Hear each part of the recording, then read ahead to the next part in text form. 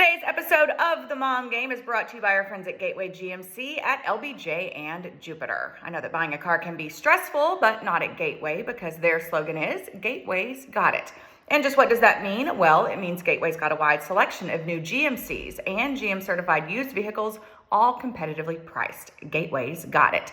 In these busy times, you want a car dealer who makes things easy and convenient. Well, guess what? Gateway's got it. When you log on to gatewaygmc.com, look for the Shop, Click, Drive button. This allows you to shop from the comfort of your home, and who doesn't want that? In fact, it's as easy as 1, 2, 3.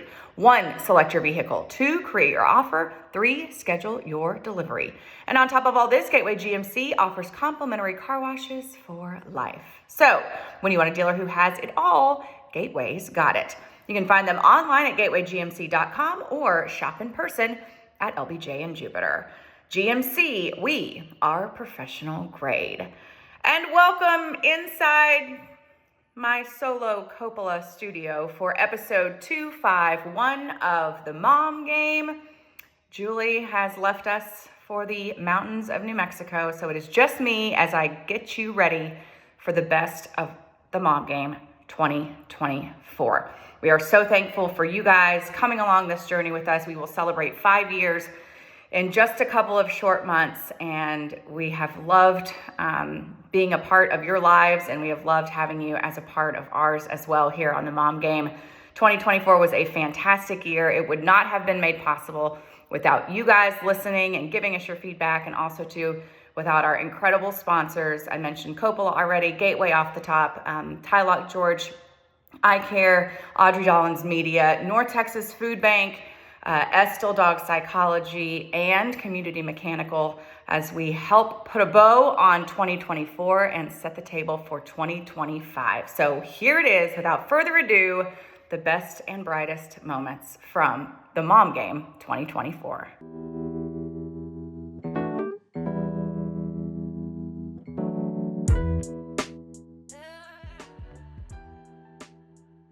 I hate Julie Dobbs. Ashley's doing it too. Welcome to episode 200 of The Mom Game. I'm Emily Jones.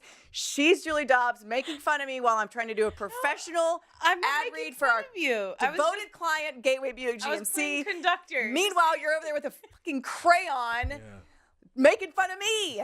Now who's a funny stuff? I don't know what I was going to say. Anyways, I'm really not pissed. I was playing conductor. But I knew your melody. I know. I say it the same way every week. But we've asked Gateway a million times. Do you want us to change the read? Do you want to change it up? No, we love it. We love it. We love it. Keep doing what you're doing, Playboy.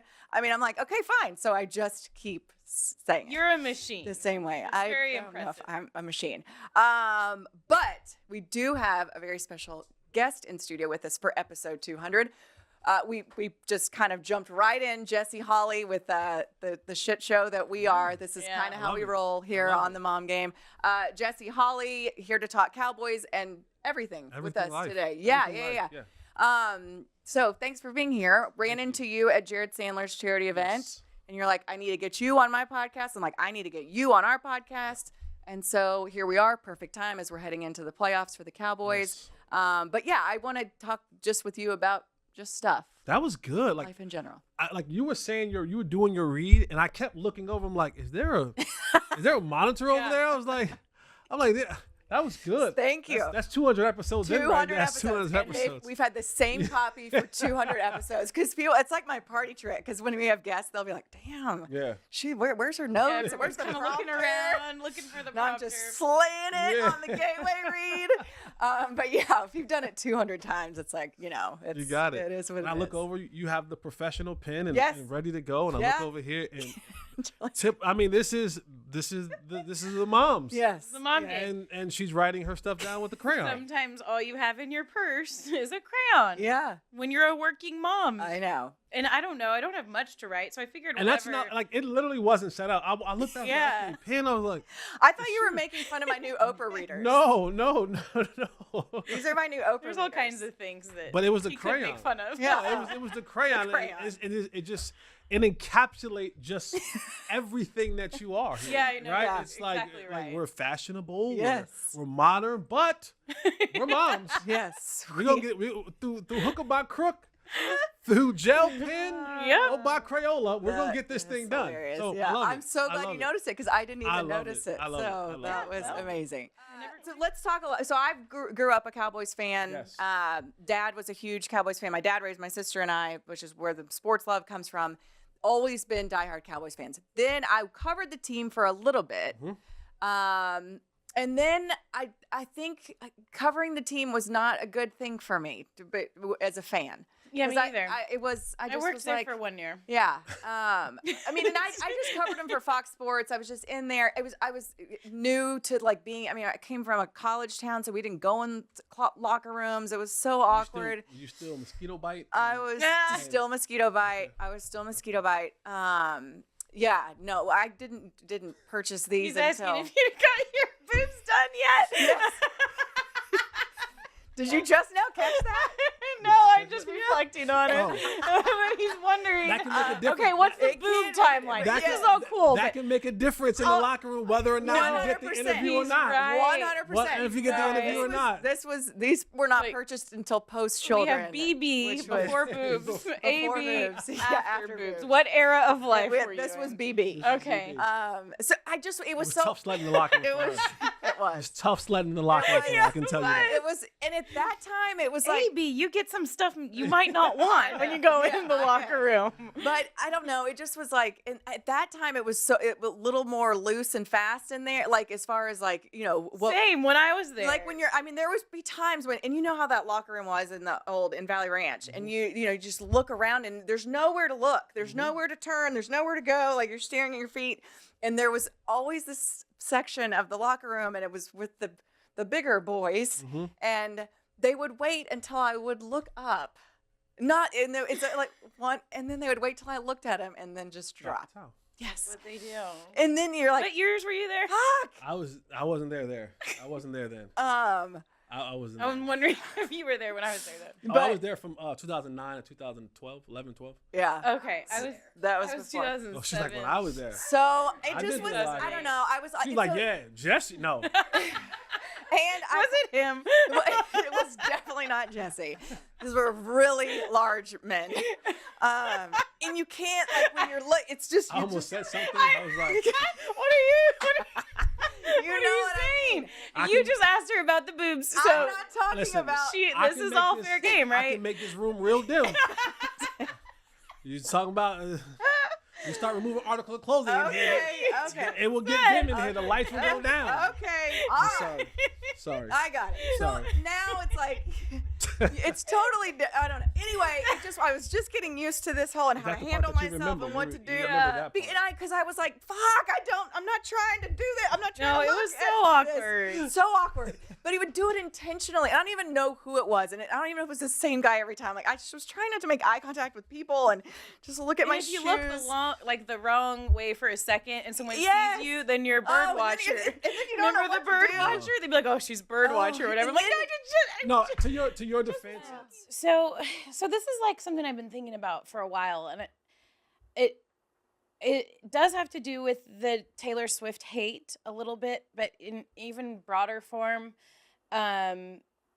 just in general, you're seeing it. Like you see it with the Cowboys, you see it with the Patriots, and I'm talking about male insecurity / ego stuff that I feel Ooh. like is it's in my craw, I guess. And it's most present with the Taylor Swift thing, because it's like you mention her name, and I've talked about this before, but like people get so mad. We're seeing her too much. Oh, she's so annoying. Oh, it's so gross that Travis Kelce made heart hands to Taylor Swift. Ooh, vomit face, vomit face, vomit face. Ooh, she's so gross. Why is she just wants to be in the spotlight? Which, by the way, I think Jason Kelce was doing all of that shit to steal the spotlight away from her and to give her a break. Yeah. When he ripped off his shirt and jumped out of the suite and all this. Like, if you're new to Taylor Swift, like she is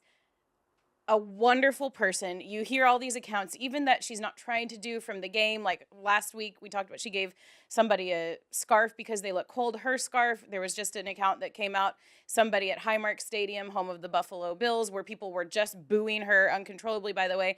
A worker walked by and kind of got all nervous, and Taylor was like, oh, do you want to take a picture? Can I give you a tip? Here's $100. Just because. Like, she's making the world a better place.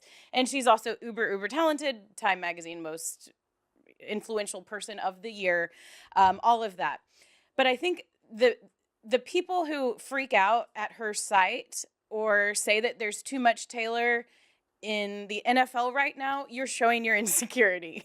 You're showing your insecurity of a strong, successful woman. And having her at an NFL game, at your sport, in your little world, where you can go crazy and take off your shirt and paint your face and be a man and slam beers and all that, and then seeing Taylor Swift there, you don't know how to handle it, and you're showing your insecurity. So chill the F out.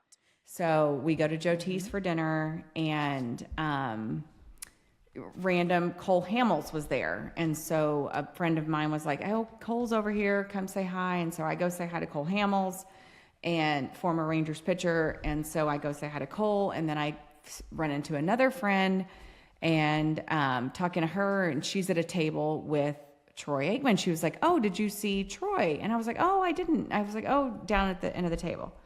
So I venture down to the end of the table to say hello to Troy, and I like tap him, and I'm like, hey, Troy. And he looks at me like this. Oh, no. Hey. And I was like, oh, no. Oh, God. Oh, God. I didn't recognize Oh, God. Oh, God. Oh, God. He doesn't know me. He doesn't know me, and he thinks I'm just interrupting his dinner. Oh my God, this is so awkward. And I was like hyperventilating. I was by myself, and I was just like, hey, Emily Jones. I'm Emily Jones from the Rangers. And he sat there for like a second too long, and I was just like, and then he was like, oh, and then he got up out of his chair, hugged me, and I was like, I don't know if he's just being nice or if he actually recognizes me. But he actually, like, he engaged me in conversation. But I will tell you, those 5 seconds, from which I tapped him on the shoulder and said, like, hey, Troy. And he looked at me, because I've looked at people like that are like, hey, you should know me, and I don't know them, and I feel like shit, but I'm still like, what the fuck are you doing talking to me? And he looked at me, and I was like, like I was having like this hyperventilating moment. You needed an early bird. Okay. And then I was like, but I had to make a decision. Like, do I just walk away and be like, I think you're a great quarterback in the day. Like, big fan. What do I do here? Like, do I just, big fan? Remember me and Julie when we went to Mi Casina and we tasted your 8 beer? That was so fun. Like, I didn't know what to do. I was like, he with a big group? Okay. So, he was with a group. And there was a woman next to him that was looking at me, and I like his girlfriend now is like my age. Well, no, it was. Okay. This wasn't her, and she was great, but I've seen his girlfriend, and she's okay. That wasn't her. Okay, is all I'm saying. That wasn't her. But the level of panic that set in me, I was just like, because I don't ever like to say like, hey, you know me from the Rangers. Like, I think that's so brutal. I think that's so lame. But I felt like I was in fight or flight mode. Like, I got to figure something out. Like, I've got to redeem myself on this. Did you have liquid courage, like, going in? No, okay. Not enough. Not enough. No, I had no intention. I went to go say hi to Cole. Look at all these. And then I saw my friend Jenya. Who's who? And then Jenya was like, oh, did you see Troy? So she's just assuming that me and Troy are like buds. And so I was like, oh, of course I'll go say hello to him. And then I like tap him, and I'm like, oh my God. And then Julie, the look on his face will be forever burned in my mind. It was like, what the fuck are you doing? Leave me alone. He was so good. Like, and you forget how many, so what did you think? Like, as someone who's not like Usher obsessed like I am? I thought it was good. It was great. I feel like you're a little young for Usher. Yeah, but Ashley says no. Okay. I mean, I just think do you like think your age I think demographic is even more it is obsessed. my wheelhouse. Yes. Like that it is my wheelhouse. Well, and also too, you're talking about someone who like grew up and continues now into her mid 40s loving R&B, hip hop, gangster rap. Like that's my jam. Yeah. Like if you would have thrown Jodeci out there, like shit would have been out. Who? Like, Jodeci. I just didn't hear what you said. Jodeci? Oh yeah, I don't know Jodeci. Oh my gosh. What's Jodeci? I need a minute. I need a minute. You know what Jodeci is? Ed? Jodeci? Yeah, what's Lately? Jodeci? Oh my I god. probably know the songs. Sing it for me. Lately I had the I can only sing when Casey and JoJo are with me. That was terrible. Lately I've had the strangest feeling when the very reason here to find. Okay. And yet the thought of losing you's been hanging around my mind. Casey, sing it, sing it. Far more frequently you're wearing perfume. No? No. And with you say no special place to go. Whoa. Yeah, it's great. Jodeci is fucking amazing. Okay. So I anyway, don't know Jodeci, but that sounds You like need a to romantic do- song. I'd rather just pay for it. Do you remember the era of Bacardi girls? Were you one? I took a quick little swim through that. Yes. Oh, do tell. I mean, there's not much to tell. What but did you have to wear it was as like- a Bacardi girl? It was like 1 month. Like I had friends that did it legit, like through college, and made a shit ton of money. So where did the money come from? Like just did you Uh, get tips or no, they paid you a lot. they did? They paid you a lot, like hourly, to go do these tastings and wear little outfits. Bacardi taste. Okay. Bacardi girls. Is there any pictures of this? Absolutely not. Absolutely not. I had some friends, like I said, that did it, and then I think it was like just a couple events they needed an extra person or something. Right. So I was like, okay, and then I'd make, at the time, I don't know, $35 an hour, $40 Yeah. when you're in college. That's a Oh, yeah. lot. So what did you wear? Bacardi It girl, was just Julie? like it was just like a tank top and I think like Do you booty have some shorts. cleaves? Some cleave out? I've never really been a cleave person. Like I don't do that very well. Wasn't pull built off the that sleeve? way. But they did. I mean, it was push-up bra phase Oh, of life. okay. Like where it Oh, yeah. and push them up, and then you wear the low Bacardi tank top, And then booty shorts. and then like little booty shorts. Was your booty hanging out? Probably. Let's Oh, be real. okay. I mean, my booty always hangs out. Oh. My booty's big. Your booty does not always hang out, nor it never hangs I'm out. learning this. I wasn't aware, but What, like, that it's you- really big. That your booty. Well, I'll take some. I got, dishpan ass over here. Like, I'll take some booty. Ryder can't help but slap my booty every Oh. time I wear Lululemon yoga pants. He slaps it. He slaps Okay, it. isn't there something super unnerving? And I get about it. When I someone look in the mirror, I'm like, smacking your "Oh." ass? That's That's the look everybody's going I know, for, though. but people with the dishpan ass or whatever don't have to worry about it looking like.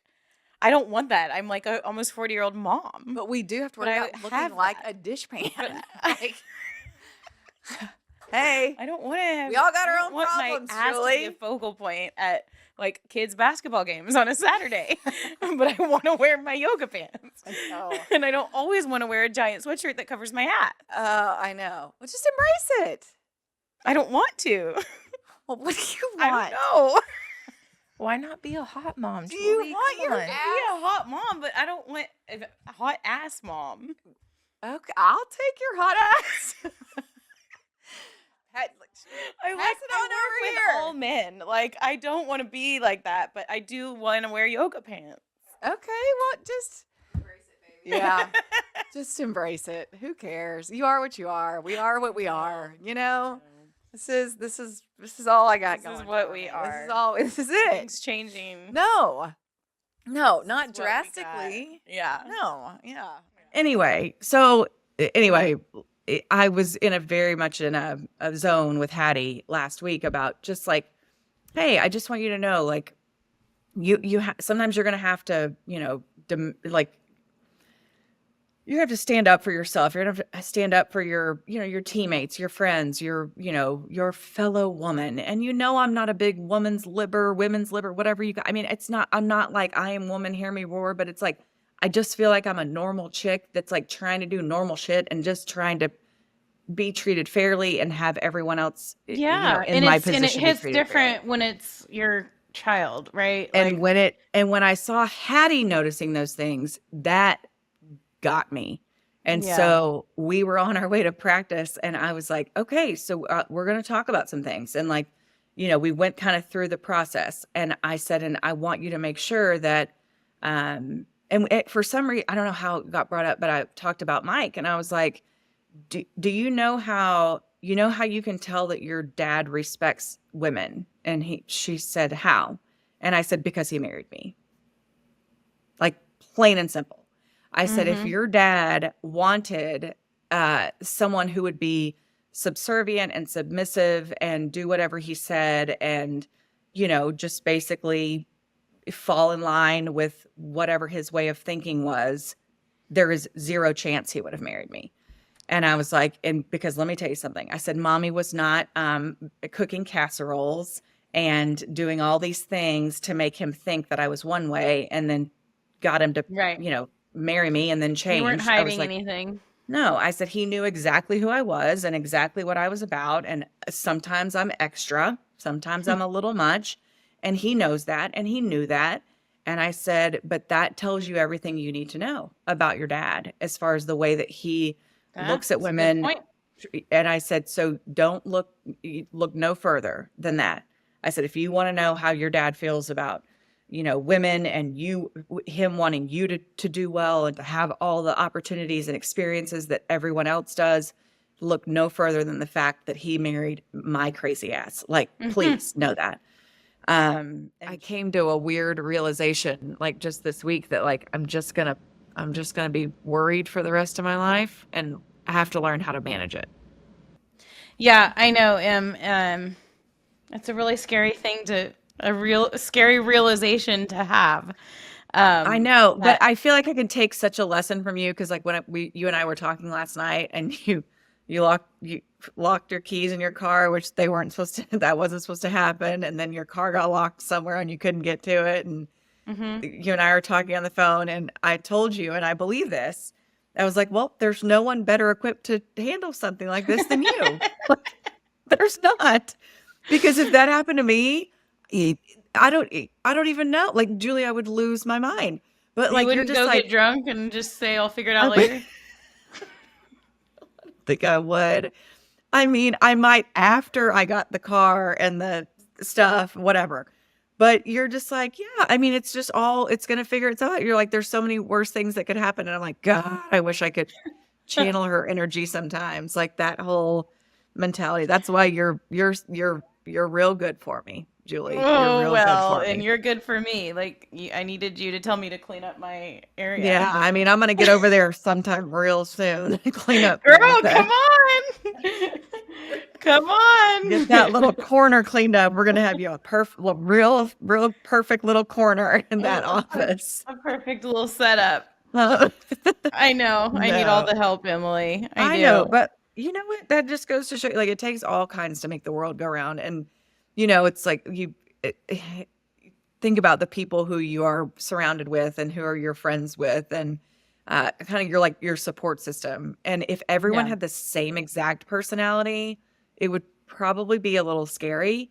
So, I go to dinner. We go to dinner in Arizona with my baseball girlfriends. Hattie goes with me. It's Jenny Kavnar, who we love, Jody Jackson, and Sophia Minart. And she's at dinner with us. We're all talking shop, catching up, blah, blah, blah. She's like, Mom, can I play on your phone? And I said, sure. So she's playing on my phone, playing games, apparently scrolling through Instagram, whatever. Have a nice dinner, get back to the hotel. I'm laying in bed, just kind of scrolling through Instagram. Uh-oh. I get a notification and it's like someone commenting at Emily Jones 1977. I thought you were a legitimate reporter, not some kind of joke. And I was like, oh shit, what did I do? What did I do? What did I do now? Yeah. So I click on it. He's responding to a comment that was made by me Oh no. on an MLB Network Oh post no. about Jose Altuve Oh no. and Yordan Alvarez. Oh no. Bless. What did Hattie say? So I click on it and it's like, I like Jose Altuve. I really do. Like, I like him as a human. You could say what you want about the cheating scandal, all that kind of stuff. Jose Altuve has been nothing but fantastic to me my entire time in dealing with the Astros. I've said many times, if I had to start a team, Yordan Alvarez is up there on my list. Like, I have mad respect for the Astros. It doesn't mean I like him or ever going to root for him, whatever. I have no issues with any of them personally. So I click on this comment about me being not a legitimate reporter and a joke, and I see this person is responding to a comment made by me that just said Jose equals 3 green puke face emojis. So Hattie's in bed with me, and I was like, Hattie, did you post this? She was like, yeah. And I was like, do you know what you did? And she was like, I don't know. I was like, this is why you can't be on social media. You don't even know how this shit works. Oh, like, dude. my And she's gosh. like, I'm so sorry, mommy. I was like, this is an MLB Network post. Oh. Where did you think this was going? She was like, I don't know. And I was like, Hattie, she was like, just make a comment and tell them that your daughter did that. And I was like, I got hacked by my 10-year-old. No one's going to believe this. And I'm like, Hattie. So anyway, I immediately delete the comment. And no further blowback happened. But I was Okay, like, good. this is a prime example of why, not that we were ever considering letting Hattie have Instagram or whatever, but I'm like, this is what I'm talking about with social media. Yeah. And Okay, so he doesn't have to. Oh wait, it's okay. He didn't want to eat dinner tonight or shower tonight, so I told him to put himself to bed, and now he's wandering around at 8:30, so that didn't work. Okay, so what happened? You didn't want to eat? He's like, he's the pickiest person, and he really wanted dessert. And we said, you can't eat dessert until you eat some dinner. And he said, well, then I'm not eating dinner. And I said, well, then you're not eating dessert. And I said, well, then hop in the shower. And he said, I don't want to shower. So I said, all right, well, then you're going to be stinky and hungry. And that's your own prerogative. But you can't be outside of your room. You can't watch your movie like you thought. So you got to go into your room, and you got to play, and then put yourself to bed. And here we are, And you gotta be stinky and 8:30, hungry. popping in here, so it didn't work. No, don't say that. It did work Well, for now. yeah. But okay, I was like, these you are can be simple. Stinky and hungry. I was What? like, these are simple things. They're facts of life. You have to eat. right. You have to bathe. But tonight, and he normally is fine, but tonight he just didn't want to do any of it. So, Okay. Yeah. Well, then he can go to bed stinky and hungry. he can. So are you gonna stick to it, and you're gonna like not let him eat anything? Well, he's welcome to eat. He just didn't want to. I told him he couldn't have dessert because he didn't eat his dinner. Okay. And I told him. Okay. And then I told him he had to eat at least half of his rice. It was sectioned into 2 little squares with a little bit on each square. And I said, at least eat one of those. So he took the rice from one square and moved it all to the other square. So it was like a big mound of rice. And then when I told him I saw what you did, he got mad at me. He said, no, I didn't. I said, no, I just saw what you did. You put the rice on top of the rice so you could have one square empty. But I can see the big mound of rice. Like, I'm not, but then I'm like, don't say dumb. Don't say I'm not dumb. What do I say? Just parenting. I see you. I see you. I see. I see your big mound of rice. So I feel like this is a really good, like, not experiment, because I don't want to say I'm experimenting with your child.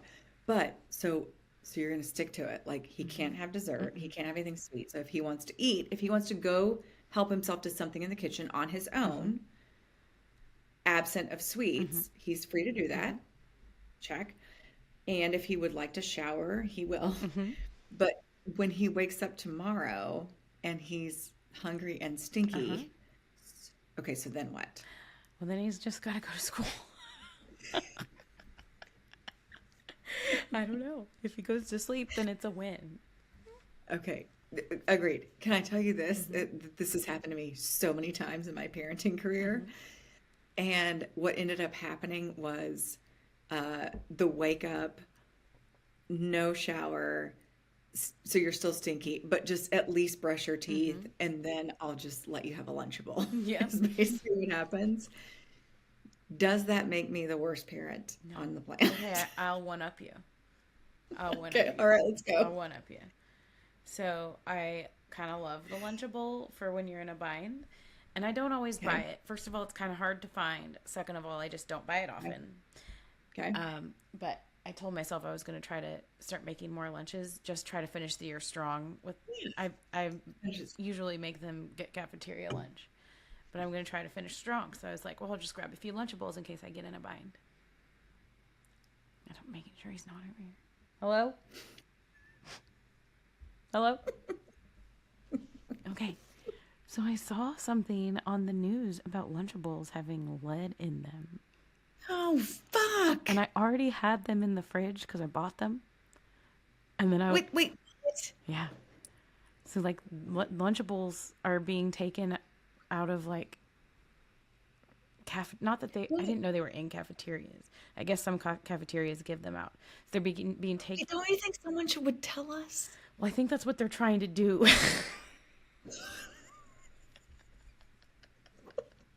I think they're trying to tell us. But I literally saw this story last week, Emily. Oh, wait, all Lunchables? Yeah.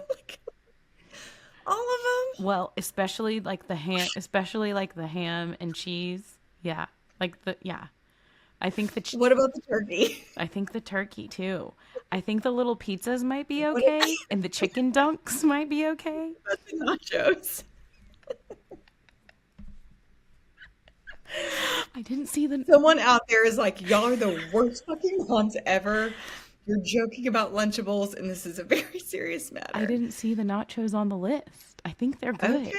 Okay, but Emily, this is where it gets worse. So I saw this on the news. Okay, so I bought the Lunchables. I saw this on the news, and then I had that moment of really, we're gonna get canceled for our Lunchables. I had that moment of truth where it was like, okay, you're in a bind. I was trying to get a quick lunch. I had just seen on the news about the lead, but they were already in my fridge. I'm like, I already bought them. Do you send them to school with the kids anyways? Even though this news story right now is like a hot topic. And most moms would be like, oh, this is preposterous. And then like take the Lunchable and like punt it into the alley, into the dumpster. But I still send it with the kids to lunch. I'm like, they'll be okay. Okay, I had a couple things that I sent you that I wanted to talk about. Yeah, you did. First of all, I forgot to tell Miss Vicky to stop getting Lunchables. So we're just gonna get through what's in the fridge, and then but the pizzas are still good, right? And the nachos. Yeah, we think the pizzas and the nachos. I feel, actually, I have no idea. Like, I have not gone back and read anything since our last conversation. I feel like a lot of people from that clip that Ashley put out, people are like, oh shit, oh no, not the Lunchables. There's the people like us that are like, no, and like love that your reaction was, fuck. And then there's the people that are like, y'all are disgusting. Bad moms. Do you know how much sodium is in them? If you eat a Lunchable, it's still in your stomach 20 years later. Commented, you leave a Lunchable out in the sun for like 40 days, it won't change at all. It's just turkey. It's just meat and crackers and cheese. It's probably not, but that's the whole point. I don't think it's real meat. Like, what is it? I don't know. AI meat. They said it's turkey on the thing. They just lie. Right fast. So, poo-poo on Lunchables. I get it. Lead, it's bad. But we're talking about 3D printing steaks. Okay? So tell me how this all makes sense. Yep. Nothing. It doesn't. We can't eat a Lunchable, but we're going to 3D print some steaks. Like, I haven't heard about that. Like, they're going to bypass the cow? I don't know. Maybe I made it up. I feel like I saw that. Like, they're going to start 3D printing food and stuff. They're trying to 3D print everything. Yeah. They're going to try to 3D print us before we know it. Well, I wish somebody would 3D print me. They're going to 3D print. I need like 3 of me. So if you could 3D print one of me to go to work, 3D print one of me to go to the hospital with the daughter, 3D print one of me to satisfy my husband.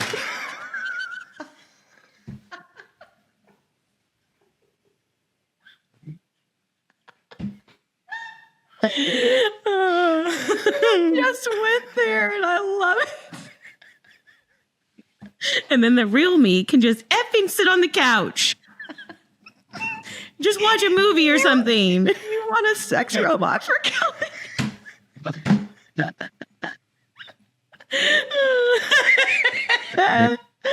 Oh gosh, don't tell him. Don't tell anybody. Oh my God, it's so funny. Because it's been a week for you. It's been a week. So you are now full-time Mom Game employee. For those Yeah, when do my benefits kick who in? don't, we got to work on that. We've got to work on that. No, I'm teasing. So Yeah. how are you doing? I'm okay. I'm actually right at this very second I'm not okay, and I don't know why, because Okay. you don't know when it's gonna hit, and so it's like my my warning to anybody listening that I'm not really as big of a disaster as I seem like right this moment. You don't seem like a disaster at all. Like, I've actually been okay, and I'm at peace with it, but there's so many things going on in my brain that it kind of just randomly will like come to a head every once in a while. And it just happened like on my drive here, and I was thinking about moving to Idaho. Whoa. Tap the brakes. Okay, let's just put it in. You're not moving to Idaho. You're not moving to Idaho. But thank you for the comic relief. You're not moving to Idaho. So It's supposed to be really nice. I'm sure it is. Get that out of your brain. You're not moving to Idaho. It's a no. I've been looking at houses in Sicily and Italy the last couple days. Yeah. If you want to move somewhere, I'm with you. Let's go. You're not going to Idaho. Okay. You're not going to Idaho, but I understand what you're saying. Your Yeah. brain is very full of thoughts and things, and you're not really sure how to process them, and it's fucking overwhelming. Yeah. Yeah. Yeah. Yeah. Yeah. And what this makes you is a normal human being. Yeah. So don't beat yourself up. Don't feel like you're a disaster. You're not. You're a normal human being Yeah. that has normal human emotions, and you're overwhelmed right now. Right. And I think it's you know, I don't know. I guess I should say what happened for those that don't know. But our radio station that we had launched 18 months ago, they fired everybody on Friday, and flipped back to hard rock. Oh, it's so hard. It's the hardest rock ever. So It's- I have to be careful about everything that I say, and that's Yeah. all I can say about that. Okay. But yes, my kids and I have had fun listening to the music every once in a while and laughing. Yeah, it's a lot. Anna told me today that she's sure that what'd she say? She's like, I bet the rock troll's your least favorite troll, Mom. Oh, Anna. They're so funny. God, they're hilarious. And then like But so how do you maintain that, like, where it's like, I'm not just Corey's wife, but I'm secure in what I am Yeah. and who I am and all this Yeah, kind of stuff. confident. Yeah. Right. Because I mean, that's not an easy thing either. It's not. I had a really hard time. So I moved to LA to be with Corey, and I was working. I worked full time until I think I stopped. What were you doing? July of 2021. I did marketing and social media for Melissa's Produce. It's a produce distribution Yeah. company. Oh, They're based yeah. in LA.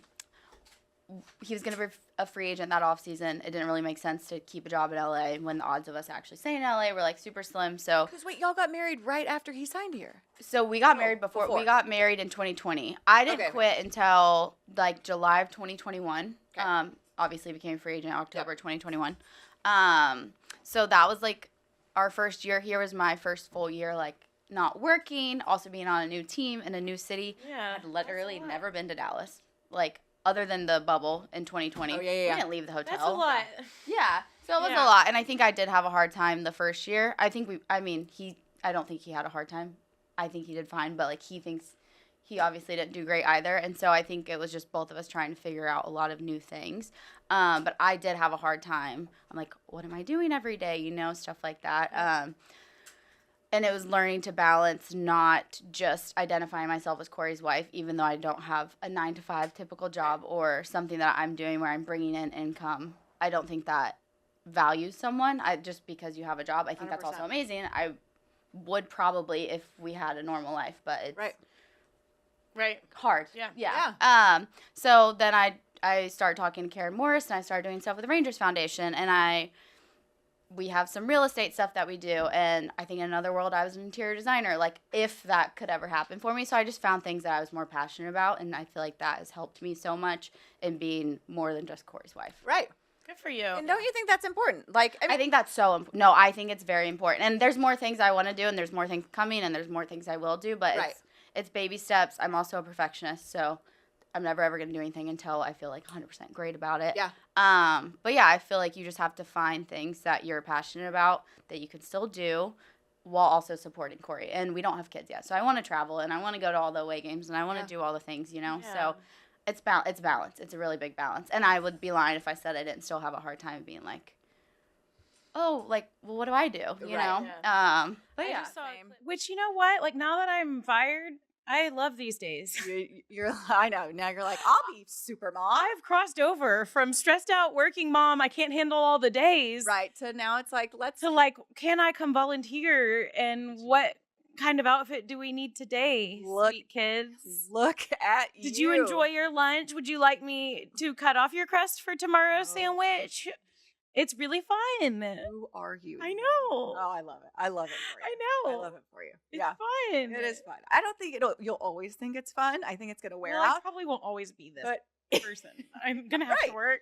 enjoy it. Yeah. Enjoy it. Yeah. That's good. It's You've fun. embraced it. Yeah. It's a lot. And here's the deal. I feel like it's a lot, and I'm not doing shit except for Venmoing people. Yeah. Like, seriously. And again, we talk about it all the time. So grateful for you ladies who like are spearheading all the things and the sign up geniuses. And I can't thank you enough. I'm exhausted, and I am just hitting send on a Venmo app. Like, that's all I'm doing. Yeah. So I should probably just shut up. I should shut up, just keep sending the Venmos, and let these moms crush all the shit they're doing, because they are. Yeah. So I think this is going to be my moment where I just say, you know what? I've been wrong. I should just shut up and send my Venmos and not bitch, because they're the ones doing all the work. I'm About not doing shit. having too much to do. Dude, Artapalooza, both kids had Artapalooza. It's like the best day at school. The kids love it. My kids want me nowhere near their schools. They want they want no part of it. Yeah. Seriously, no part of me at their school. So I don't do it. But you should see these decorations. It's like that. There's not the entire school has been transformed into a balloon wonderland with a theme and all these planned activities. I'm just like, and I'm like, good Lord, y'all are amazing. And I suck at this stuff. Yeah. So yeah, that's my conclusion. But I'm just going to stop bitching. And There is a point where your kids don't want you there anymore. Oh yeah. And so I think We're there. it's like capitalizing on the age where they do get excited. This is true, because I feel like the moms of the younger kids are the ones that are now I used to be that. I did. It's not like I've always been like. You did the auction. I did always the have auction to remind twice. you of that. I did the That's auction twice, huge. and it's giant. I did it twice.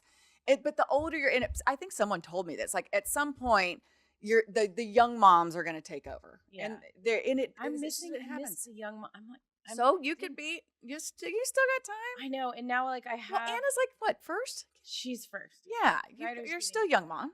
Yeah. I thought about like trying to do room mom or something because Ryder was like, could you be room mom? Okay. He's gonna be second grade, so it's like not quite as intense. Yeah. But like, I can't. The stuff they do, I can't do that. Gosh, I don't even know how to do a sign up genius. Right. I can't either. I don't know how to do anything Doing crafty. soccer momager is like a trial, and I suck at it. I just don't have those skills. Momager. Most important thing, $25,000 raised for the Susan G. Yes. Komen Foundation. You were the representative of Yes. the Komen Foundation to throw out the first pitch. Yes. And I was so proud of you. You were so, it was so sweet when Chuck was telling your story on the PA. And, Nathaniel O was like, it's Julie. And I was like, I know. And so anyway, but the pitch did not go well. It did not go well. I thought for sure there was zero chance you could do worse than me. I mean, it's a heated race at this point. We're gonna have to like side by. It's a heated race.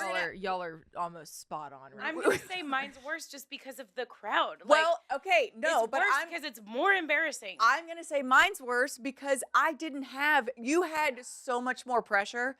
So much more pressure. I'm on Emily's team for that one because you did have to do it at Rangers Stadium. Yes. But it's more embarrassing. 100% you're more embarrassed. But my pitch was worse. Let me just tell you, like, from my perspective, okay? I know. So, yes, the whole point of the night was not like, how well can Julie pitch? And I know this. No. The point of the night. But you want to, come on, you want to do good. Right. The point Trust of the me. night is Feel you. CGG come in and 10 years, like, it was just amazing how it all, like, fell into place. And Joy Rich over at Susan G. Come In has been awesome and, like, She's so looping me sweet. in with them. And she's so sweet. And I helped chair their walk. And I love helping to spread the word about Susan G. Come In. They do wonderful things in the community. And I've always, like I've told you, like, wanted to help kind of try to find, like, identify with breast cancer. And I didn't know how. And it's been great to align with them. Like, it's been really good because there's a lot of people who are affected by this freaking terrible disease, including my mother-in-law who's no longer with us. So I want to do whatever I can. And so I was so happy to help in anything she needs. And so she asked if I would do this. And so I was like, okay, yeah. And so, you know, I throw the football with Ryder all the time. I never really throw baseballs, but we went out with my cousin who's was a pitcher in high school. And when he was in town, he was like, well, why don't we just throw it? And I'm like throwing it and they're like, you're good. Like, you've got it. Like, yeah. Like, I was like, okay, yeah, like, I've got it. And then the morning of, I was like, Kelly, I probably should do this one more time and, like, practice. So I go throw with Kelly yesterday morning, like, 8 a.m. after we dropped the kids off. And he's like, Jules, like, you're good. Like, yeah. I'm like, if anything, it was going to be high, you know. You're zinging it a in few there. of them were strikes. Like, and I, like, all I wanted to do was get it there. Yes. I'm not trying to, like, impress anybody with a strike. I just wanted to get it there. And so I was trying not to, like, amp myself. I didn't want to be, like, practicing all day. Like, I was just trying to, like, okay, I know I can do this. So I'm just going to go do it. Yeah. So just went on with like a normal day, and then all the like pomp and circumstance happens and all the build up, and you know, my parents, like my mom drove in town and my aunt and uncle came to watch, and we did the batting practice thing, and everyone's asking how I'm feeling, and I'm like, I'm fine. I'm just going to throw a ball. You were. I mean, you were totally cool. You're like, it's fine. Everything's fine. I'm just going to throw a ball. Like, yeah. Right. Yeah. And then, you know, watched the anthem, and they told me what I was going to do, and then I walked out there, and I think it was like all of a sudden, like all of that thinking I was cool, and like all of it all hit me, and it was like, damn, like I am not cool. Like I am panicking. Like I heard Chuck Morgan like telling my story. He said she works for the mom game. I know, we got a shout out. And I had like a moment where it was like my whole career almost like, I know. It was like I was just fired. It was like he would have said it the freak like a few days ago. Who like, needs the freak? Like You got the who needs mom the game, freak? damn Like it. who needs the ticket? Like who Right. needs anything? And then it was like 10 years cancer free, and he said it was an aggressive cancer, and then all these things, and then all these people are cheering, and then I saw my picture on the screen, and I just went like numb. Like absolutely numb, and my arm turned into rubber Gumby. arm. and I was on the mound, which I'd never stood on before because I was trying to be all like confident. Cool. I know. We had a conversation about this. We had a conversation. And I didn't want to be made fun of for not being on the mound. Right. So I was like, I got this. Like every time I've thrown a freaking ball ever in my life, I've been able to throw it like a decent distance. Right. I can do this. And then the second I got all of these things combined, and I had not had one drink of alcohol. A few people were like, "Were you drunk?" I was like, "No, no." I'd been drinking water. Maybe that would have helped. But I will say, this was not just a normal Tuesday night crowd. Like there was, Julie. It was so. I was so proud, and everybody was You were so so loud sweet and supportive, and I was so excited. Thank you. But I kept thinking, like, I'm looking at you out there, and I'm like, holy fuck. Like, this is a lot of people. A lot of people are watching her. And, like, if she, like, because I was thinking, like, how is she so calm? Yeah. Like, that's crazy because I'd be, like, knitting buttonholes, you know? Not to be confused with knitting buttholes. But anyway, then I was like, I was so proud. I was so proud of you. And then you threw the fish. And then I remembered you laughing at me in Frisco at Dr. Pepper Ballpark. Because I was recording the whole thing and I was like, like, okay, do I capture my real reaction of like laughing at her and be like, told you, it's fucking hard. It's a lot of pressure. But then I was like, close enough. It's good. You're good. You killed it. And then I sent the video to our social team, to Ashley and Adam. Oh my God. But it was, you killed, a moment of silence for all the worms you killed. Like Logan Field yesterday. Place. So funny watching Charles Barkley. Like, Kelly, do you watch their post-game show? Yeah. Kelly and I were watching it the other night. I'm like, he just legit, I think because he is who he is and because he's so funny and because the whole vibe of the show is just to be loose and have fun, like, you can just tell that he legit doesn't do much homework. He doesn't apologize for it. And he doesn't apologize for it. They had Daniel Gafford on set, and he called him PJ. He called him PJ Washington, who's like the other guy that came over in the trade, to his face. Like, he was like, oh, yeah, PJ, like, all like, oh, we're bros. And like, and then his, you know, one of the other guys, Ernie or whoever, was like, that's Gafford. That's Daniel. And you could tell he was like, oh, crap. You know, and then like came back with like a real like intimate question to try to make up for it. Kelly and I were laughing so hard because I just told Kelly, I was like, it's so funny watching him because he just like, you know, he just, you can tell he hasn't, like, he doesn't spend time doing a whole lot of prep or homework, but he doesn't need to. He just carries so much like charisma and weight with him, with his name, and that he is that post-game show. But I thought it was really funny seeing that. And he's been like bitching about the Texas heat, and then he got in a tornado while he was here. Like, they were all in town for this weather. I was thinking about Charles Barkley. There are very few people who can get away with him, with what he does. Yeah.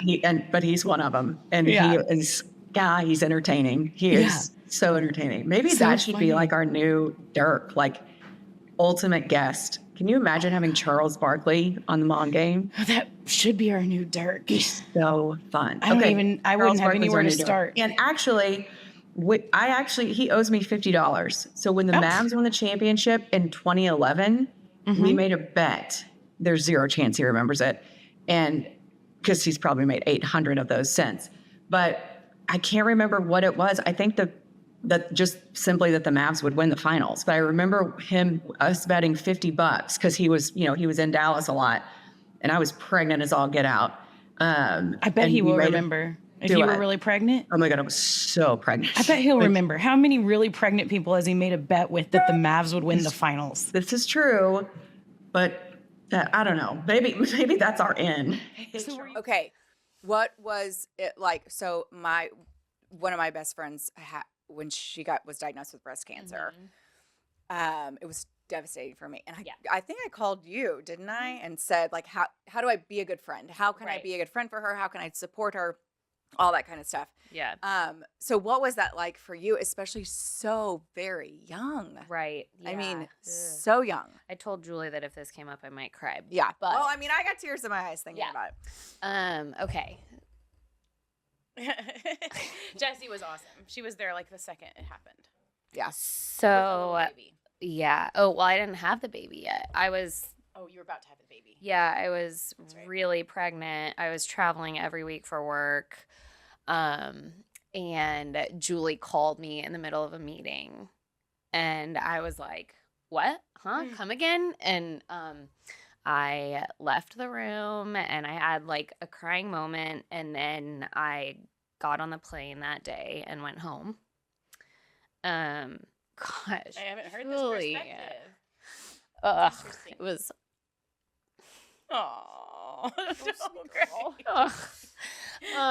well, just to know that you might lose your best friend is very scary, and sad. And anyway, I was also largely pregnant and emotional, which clearly I'm still emotional way postpartum. But yeah, so I just was trying to think like, okay, what can I do? What can I do to help? And on the whole plane ride home, I sat there and I drafted this whole thing, which was like super from my heart, about Julie and her situation and like everything I could come up with. And I created that GoFundMe, which back then wasn't as common. Yeah. Yeah. So you're like one of the first ones I had seen. Yeah. And so I think that honestly kind of helped the situation because it wasn't so common and not like a thing that you see every day that you feel like you're constantly having to like give here and here and here and here. And so threw that up like by the next day online, and that's what I tried to do to help. And then she like wrote updates for people. Yeah. So she like managed all that. Yeah, and I mean, so many people do that now, and it's fine, but that was my best way to contribute. And then, But you posted on May 1st a picture of you with your 3 little kids crawling all over you. Here it is to remind yourself, and we can probably throw it up on the video too so everybody can see it. But you said 12 years ago, good Lord, life goes too fast. Wish I could do these 12 years all over again. And when I read that, like, it made me cry, and I'm going to cry now just because I have those little kids. And can I have a freaking episode where I don't cry? My goodness. You didn't cry last week. I did, because Jesse was here. That's right, you did. But it just, I think when you have little kids, you know that you're going to feel that way when they're grown. And so you try to spend every day making it count or whatever. But then to see you, and we're close, and to see that you're feeling that way now with your kids grown, it was like, man, I've got to talk to him about this now that you have your first going off to college. I guess, how does that feel? And when you look back at those little baby pictures, what is there anything that you would do differently? I mean, that's a huge question, but Other than running your kids ragged on the baseball field. yeah. Like, how do you reflect back? If I could do it over again, that looking at those pictures, it's hard. It's hard. You're gonna make me start crying, but we had life goes so fast, and you always have stress with work or financial stress or whatever it is, and it's always we have this going on, then this, then this, then this, and we have 3 kids, and so the kids always have this, and this, and so you're just running and gunning all the time. And for my son's graduation party, it was the first time we went back and looked at the old hard drive and started looking at old pictures. And boy, it was a lot. It was a lot. I remember each and every one of those moments. And the thing about those moments that I remember was I'm in those moments, but I'm also distracted by work. And I'm distracted by the pressure of trying to provide and all those things. And if I could do it over again, I'd do everything I could to block that out. And I would just try to be there even more if I could, because those moments are golden and you never get them back. And, my son now leaving our home, that's heavy. Like, he's 18 years, he's been there, and he's been a rock, and now he's Where's he going? He's going to Alabama. Okay. Which you could get me on a mini rant here, because his whole life he just wanted to go to the University of Texas. Okay. So he busted his ass knowing how hard it was going to be to get in Texas. And a phenomenal student. He, if I could brag briefly. Please. He's graduating already as a sophomore in college. He's already taken the dual credit courses. If he ever got below a 95, we were like, what's wrong? Is everything okay? Yeah. And so I think he got a 1290 on his SAT. Could not get in Texas. Jeez. Really? But got a full academic scholarship to Alabama. Wow. And so he just applied to Alabama for the hell of it. He's like, okay, I like these football schools. He wants to be a sports agent. So he's like, sure. And they go, yeah, we'll give you a full scholarship. So anyways, he's going to Alabama. So that's awesome. But he's going to be a long ways away. Yeah. But those, I would go do it over again. I would do it. I would do it without being so worried about my job, without being so worried about anything else, because I know this sounds so cliched, but you could look at your life and you could say, well, I have this amount of money, or I have this amount of money, or whatever. Are we rich? Are we poor? Are we whatever? But if you have kids and you have them in that window, it's right after diapers, where you're not changing diapers anymore, right up until they think they're smarter than you, or whatever. Even through some of that turbulence, it's still pretty good. But I would go back and redo it, even if I had no career. Like, those moments are so unbelievably special. And I go back and I look at trick-or-treating or lemonade stands or whatever it is, and I'm overwhelmed with love. And like, that's what being wealthy is. That's having those experiences with your children. For me, and I know kids aren't for everyone, that's the greatest thing that's ever happened to me those years. Yeah. So at what point I'm a Red Raider. I am a Red Raider, and so I followed Patrick since his time at Texas Tech. I don't know that anyone saw this coming, even the most diehard Texas Tech fan. Maybe you guys in the family could see it, but at what point were you like, okay, and especially with his dad being a professional athlete, also that like, okay, he's there, there's some talent there because he could have played other sports, but he could have played baseball as well. You know, that like, okay, this could be something special for him. I want to nurture it as much as I can. But also too, like we had a whole discussion about youth sports last week. It's become so crazy. I mean, and it's gotten probably a lot crazier since, you know, Since even Patrick was there. Yeah. So how do you balance that as a parent of like wanting to be supportive, but also not like, you know, forcing him into things that he didn't want to do? I don't know. I mean, just like navigating that whole process when you think you might have, you know, somebody with some talent on your hands. Well, I'm very blessed to not have to go through what parents are going through now. And I think some of them were going through it when Patrick was younger, but I didn't know any of that. And I wanted him to play everything and to enjoy being a kid because I grew up really fast. I had him really young, and I wanted him to be a kid as long as he could. Even in college, I begged him to stay another year just because I'm like, once you leave college, you have grown-up stuff, grown-up decisions.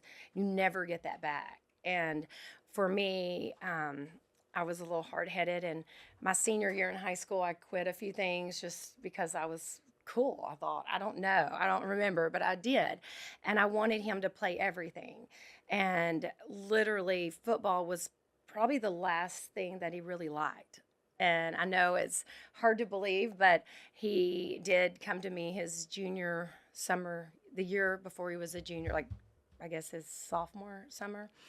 And he said he wanted to quit football. He didn't want to play football.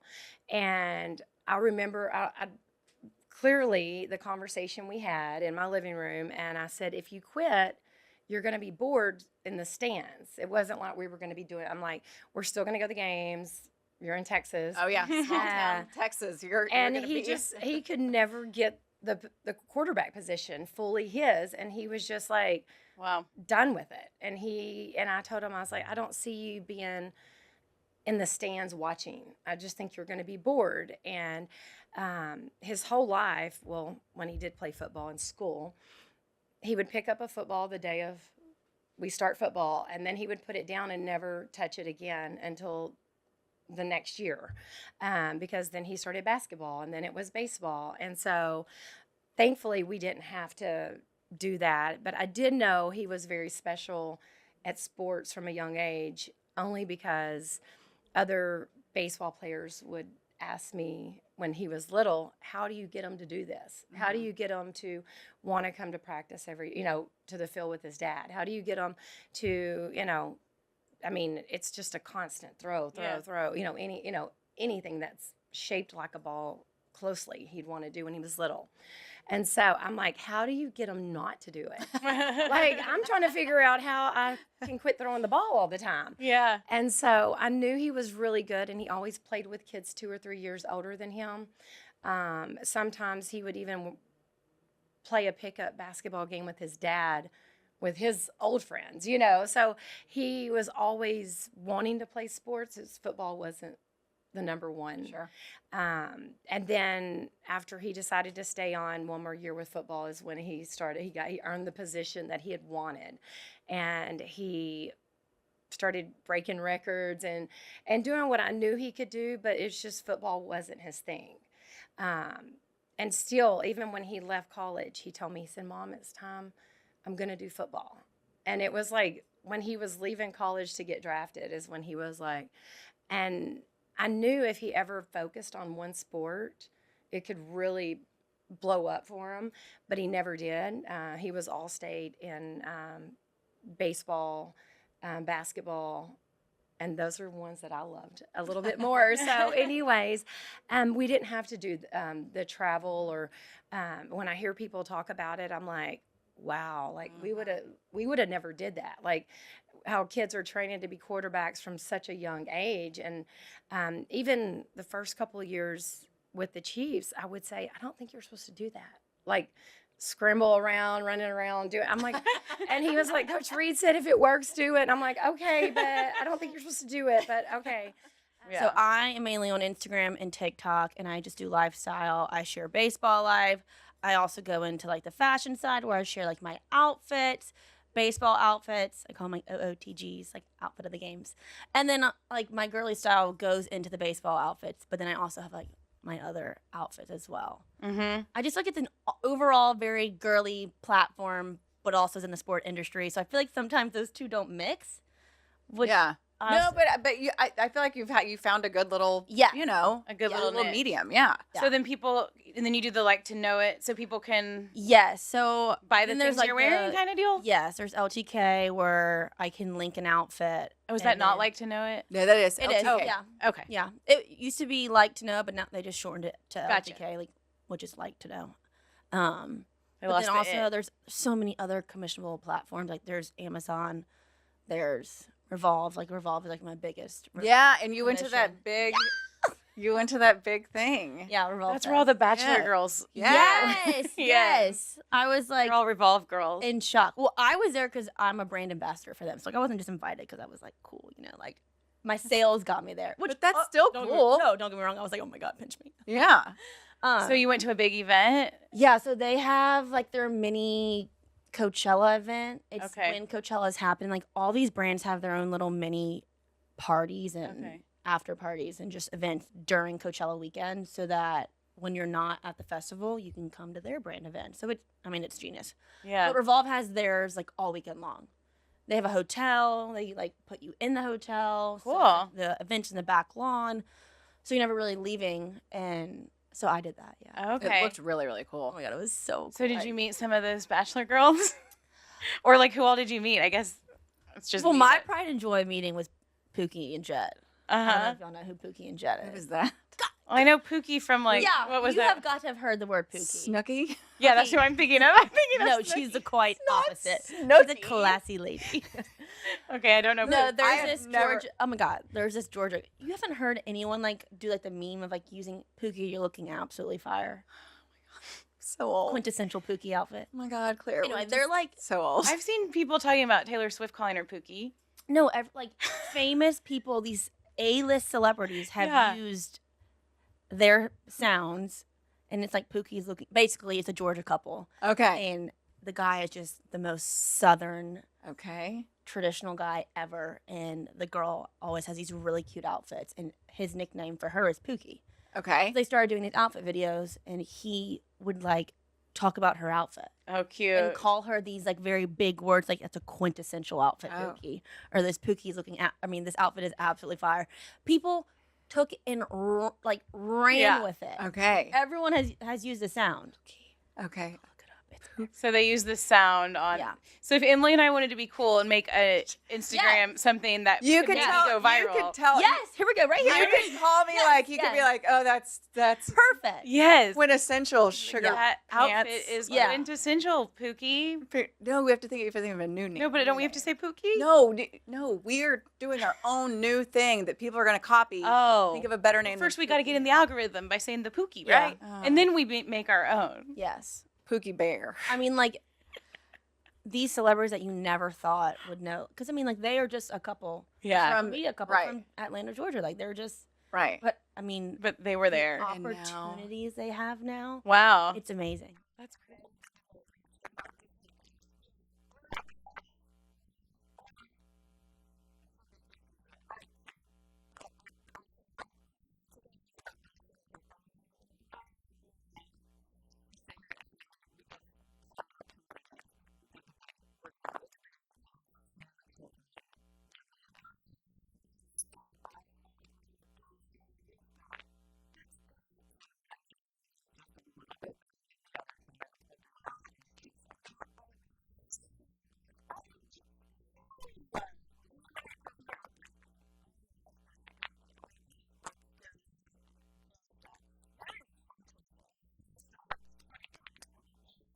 It was interesting. So it's a huge topic because the emotion that really took over in this movie, Inside Out 2, was anxiety, which is like something that is just I feel like that's just such a new-ish like thing that people, Especially with kids. are struggling with, and yeah, it's trickled all the way down to kids. Yeah. And it's like normal and rampant. I don't know if it's rampant, but it's normal. And it's becoming, super common. So, and my son, I think, has anxiety. So I was really interested to see what it was going to be like to bring him to this movie, and it was just, I took him and Anna, and it was just really interesting watching him watch it. Yeah. He was almost having like a body reaction to the high anxiety scenes. You really? Like I was noticing like his leg, like moving, like shaking. Yeah. And so like the main character, Riley, she has, I think it's been out long enough and I'm not really spoiling anything. No, but you're fine. she has like a anxiety attack during the hockey game because she's a hockey player. That's her whole thing. And she cared so much about this hockey game because she had the chance to make the team for high school. Yeah. And that's how she was going to have friends in high school if she made this team as a freshman. Okay. So it like all hit her when she was in the penalty box and she had like a major anxiety attack. And so you could see the inside of her brain and anxiety, the new character, this orange guy who's like, he's like crazy looking. Yeah. He's like spinning, running. Tell me about it. He lives in my head too. Are you starting to shake? Just like Ryder was, like just hearing about in my head too. That anxiety man. Yeah, I know he does. He lives in a lot of people's heads. Oh yeah. So it's just, so she has this whole like anxiety attack while in the penalty box, and it's super intense. Like the whole movie theater was like kind of sitting back and like dead silent because it's really intense. Because I think a lot of people do have anxiety, and they're feeling this hard, and it's a kids movie. So it was just interesting for me to not only see Ryder's reaction, which was like a very like visible, like he was kind of like, oh my gosh. And then after we left, he was like, I feel that way when I play sports, Mom. Like he related it. Yeah. And his majorly comes out during sports, but also life, but mostly sports. And so the fact that was a sports scene, he really could relate to it. But it also just made me think, like, is this good? Is it too much? Right. When we were growing up, yeah. we didn't Oh no! But think about the things in our brains. Adults didn't talk about anxiety then, right? And so it's like, I saw someone post. I don't read books, but I did see someone. One of my friends was reading. I think it's called like The Anxious Generation. Yep. Which I probably should read. And then like John Deloney, who we had on our show, who's so great, wrote that book, The Non-Anxious Life. Like, it's just I think a lot of it is stimulated by the fact that we have so much technology, social media, all of that, the evolution of all that has made. Do I think people had anxiety 30 years ago? Absolutely. But do I think it's more prevalent now? 100%. I also think we're okay talking about it. Yeah. But I think a lot of it has to do with just the advent of social media, technology, all that kind of stuff. And I think this is just the way of the world. So I get where some people are like, this is not appropriate for children. Why are we doing this? Blah, blah, blah, blah. But I also too, like for Henry, who also has anxiety, and he stopped seeing, he'll see his therapist if, he'll tell me. He'll be like, what, can I go see Dr. Jones? And I'll be like, absolutely, honey. But I wondered when he first started seeing her, this was several years ago, if he was going to be ashamed for me to like pick him up from school, and if he was going to be embarrassed because he was going to a therapist or whatever. And he's like totally fine with it. Like, he doesn't care. And so to me, I'm grateful for that he doesn't see it as this stigma. I talk about my anxiety all of the time because it's part of who I am. Yeah. And so that's true. And I feel like being in movies like this helps kids feel like to it's relate less to of it. Yeah. So I get it. And it's not like you want to plant those things in their head if they don't have anxiety. So there, right. it's Anna was like, "What is this?" Right, like he's just over there like smiling, like, "What the heck is all that?" And we had the best time. The first night we cooked out, and we didn't get there till late, so we just came and ate. And then the boys built a fire, and we just all sat around the fire and just cracked on each other and told stories, and it was so much fun. And then Adrian and Sandra and the kids came over for a little bit, and it just was so much fun just sitting around, catching up and everybody being together. And then the next day we went to the Hall of Fame. I got to go for the first time. It was super crowded, but it was still really cool. Walked around Cooperstown, which is adorable. Would highly recommend going there this time of year. If not for induction weekend, just, a random weekend in the summer. We're definitely going to take the kids so they can experience it. But did that, and then we had the party on Saturday night for Adrian, and so the whole Rangers contingent was there, and a really cool moment where like all the Latin Hall of Famers showed up. Vladimir Guerrero, Juan Marichal, like just Big Poppy, like all these guys showed up to give to do a toast with Adrian. So that was really special. And then we went back to the house again and built another fire and just sat around and just laughed our asses off. Oh, that sounds amazing. It was so fun. And then went to the induction on Sunday, which was really cool to be there. So close to everything, and just to get to see Adrian and Sandra and the kids just like experience everything. And I was just so happy for them and for him. And I was so proud of him and his speech. Like I knew he was, worried about it. I know he hates that stuff, but I thought he did such a great job. And I just was so proud. Like it just made me so happy and so proud. And I just felt so lucky. Like this is crazy that we got to, come along for this ride. And so, I had such that great appreciation for being able to cover him, as a player, and then to develop that friendship with the family, and then get to like see it all culminate was really super, super, super special.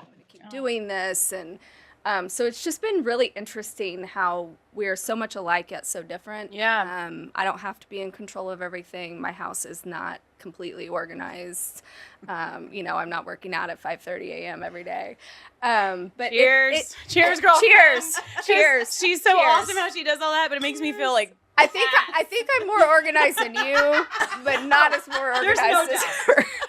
There's no doubt. Both of us are more organized than me. Yeah.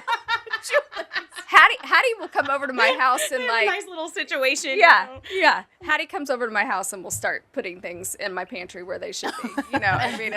It's just been.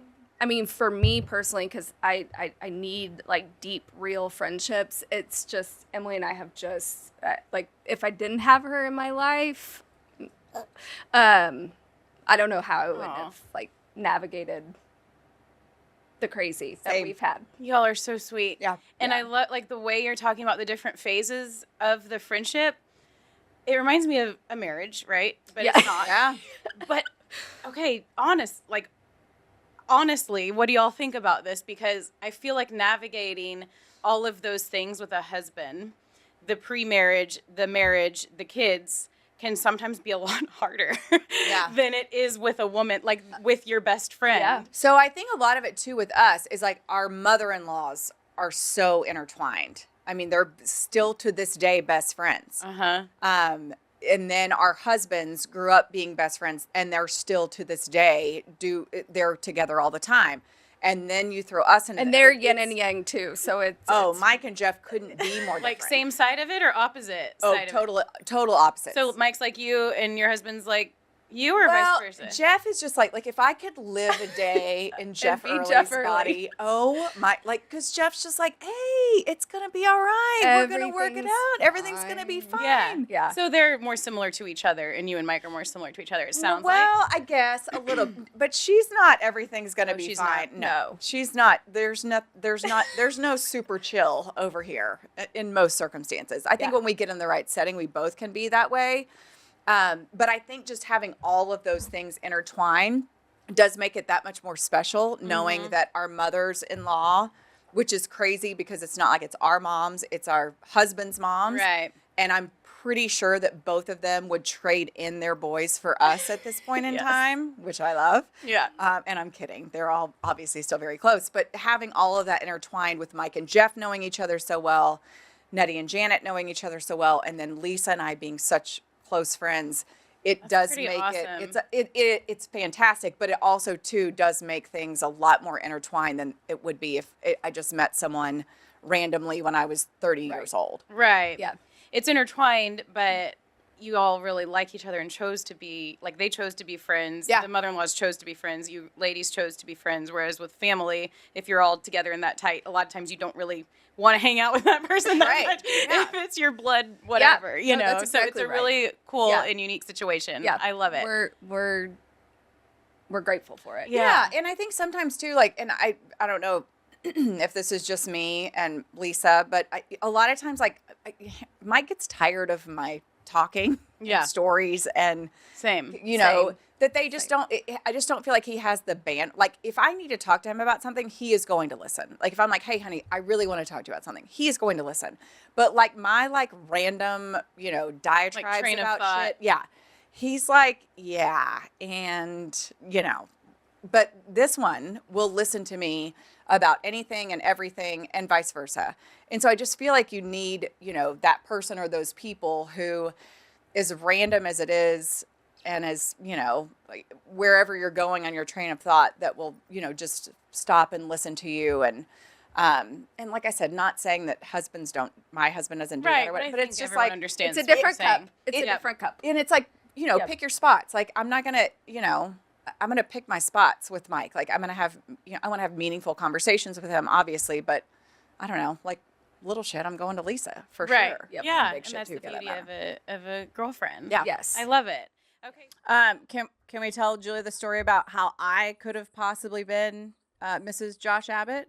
Sounds interesting. Well, for fun and giggles. Yeah, so when I was at Texas Tech, There's not Emily really was like on the news. no, listen, let's just listen to the story. Listening. Yeah, so she was the sports, anchor, reporter. Not sure the proper term, but for one of the channels in Lubbock back in the day, and so obviously we all were like, oh, there's the cute sports girl. So I think I took a sign one time to a basketball game. It said, Emily Jones, will you marry me, or something like that. And it got some good laughs. And she looked in the stands and pointed at me and smiled. It was awesome. So I never knew. So we met for the first time. So we had kind of followed each other, just because both Red Raiders and all that kind of stuff. So he comes to a dirt event one year at the ballpark, and as we're walking like back somewhere, he's like, did you know that I made a sign, blah, blah, blah, when I was at, when I was at Oh Tech my and you were gosh. working, and it said Emily Jones. I was like, you cannot be serious. And I was like, this is so many bragging rights for me right now. And so like for us, Oh, like, whatever. hey, did y'all know, Josh? Anyway, but we laughed about it because I did at the time, we didn't know that our paths would cross the way that they did. But Josh is such a great guy, and he's been super supportive of the Durrett Foundation, and we are so excited to have him as our headliner this week. You want to sing The Luckiest? Okay, we'll do the first verse and the chorus. Did I find a field of four-leaf clovers somewhere along the way in another life? Did I meet a genie in a bottle? Did I make the same wish all 3 times? 'Cause I don't know what I did for all my stars to line up like this. And I'm lucky that I come from where I come from. And I'm lucky I got friends that got my back. And I'm lucky God made Friday nights a cold beer. And that I've had all the good times that I've had. Hold on. And I'm lucky King George still makes country records. Good job. And I'm lucky for the miles on my boots. I can't believe the life that I've been given. Yeah, I'm lucky. I know it's true. But I feel the luckiest to be loved by you. Oh my gosh. Good job, girlie. Good job. Y'all sound amazing. Good job, little girl. Y'all made me cry. Emery, I want you to make a promise to me. When you and your daddy get that song together that you're writing, I want you come play it for us, please. When we're done writing it, okay? Got it? Okay. A beautiful voice, Deal. Emery. And good luck in first grade, girlie. Okay. Oh, yeah, she's going to crush it. Hey, thank y'all so much for your time today. That was unnecessary, Josh. We are together. Yeah. We are not in our old studio because it is now our old studio. This is also not our new studio, but it's close to our new studio. We talked last week. This is what a shit show we are. We talked last week. We had it in our rundown, everything. Big announcement, big announcement, big announcement. We did the whole fucking show and never made the big announcement. We did. So now we're awkwardly in this new spot. People are wondering why things look different, why all this shit's over my shoulder. We'll explain all that. How are you feeling with all that and shit over your shoulder? There's so much stuff. My OCD does not like it, but it's okay because this is not my home. We are being lent. We are being homeless podcasters can't be We are picky. temporary. Beggars can't be choosers about the we are things over their temporarily shoulder. homeless, and the Dumb Zone has invited us in under the No Puppet umbrella, which I'm going to let you explain more of. But that's why, I mean, the fact that Derek Holland with a dick broom is staring at me right now is a little disconcerting. There's a what? Okay, a mustache. It's called. Oh, that's what you call it? Well, I mean, that's what's called. Like that's what I don't know. What the cool kids call it. I'm not cool. Well, think about it. It's kind of a bad Hang out with visual. my I kids. probably shouldn't say that. It's like because if you think about the actual meaning of you probably shouldn't. Whatever. Look, let's not use that clip in social media. Let's save that for the diehards. Okay, Save that for the real listeners. Have you not ever heard that? No. Have you? I'm just thinking it through now, and it's even funnier. What? What about a mustache ride? So it's.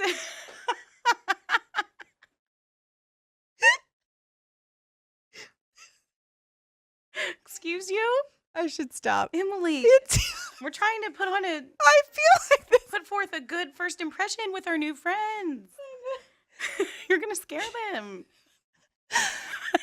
Okay. Well, we can always edit that out.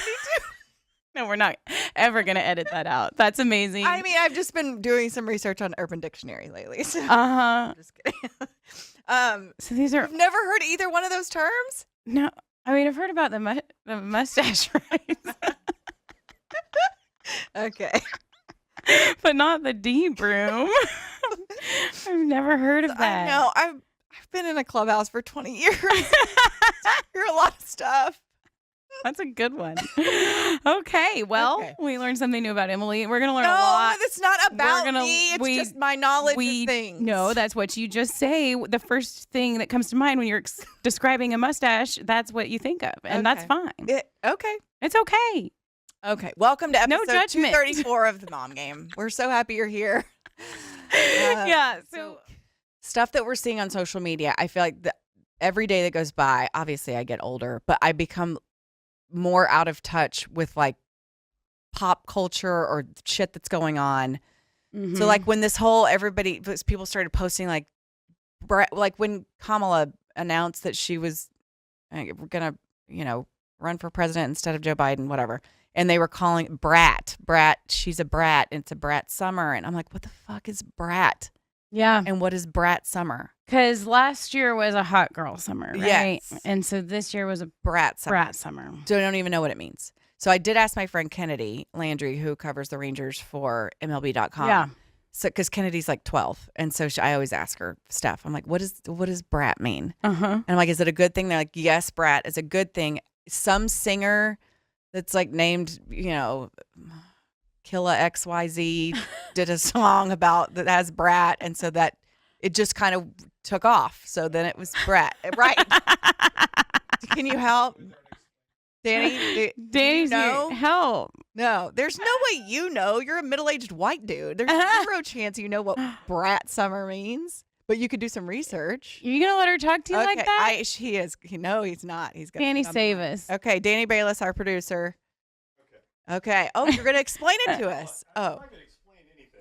Okay. I just think it's really funny to hear that you're having to go to millennials to find out stuff that you could largely figure out just with context clues. Have you met me, Danny? I'm not good at clues. Like I need someone to tell me exactly. It was Charlie XCX. Okay, see? Killa XYZ. Charlie XCX. Killa XYZ. I mean, maybe that's going to be my new name. Oh Oh my God. But yeah, it's just that it's just that feeling of you want to protect your child at all costs, and it's also part of this like growing up process that we have to endure as parents, that every day they get a little bit older, a little bit hopefully more mature, and that at some point you've got to let them fly. Like I think about too, like, you know, them going to college. Like, oh my God, are you kidding me? Like, you're just gonna live by yourself? What do you mean? You know? But all of the 5 years I have between now and then, that hopefully I'll see the things that I know, the things that I need to see to make me feel better about him going away to college. I mean, I don't know. Like I said, this parenting thing is a fucking bitch. It is. It's a lot. It's a lot. It's a lot. It's a lot. It spreads you thin. It wears you out, and it makes you, like you said last night in a text, turn to mush sometimes when you're least expecting it. Yeah. You turn to mush. Yeah. I turned to mush last night. And she was crying, and I was like, we do that all. We'll accidentally just start crying on this show talking about something, and you're like, why? What? Yeah.